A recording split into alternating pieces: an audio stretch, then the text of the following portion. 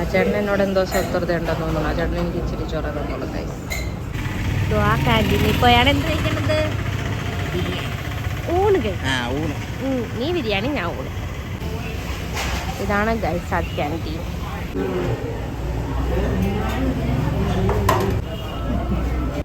നമ്മൾ മീൻചാറ് ചോദിക്കണം, അപ്പോൾ അവർ മീൻചാറ് നമുക്ക് തരും ഗൈസ്. അല്ലെങ്കിൽ പിന്നെ അതും കിട്ടത്തില്ല. അജിക്ക് ഇഷ്ടപ്പെട്ടില്ല.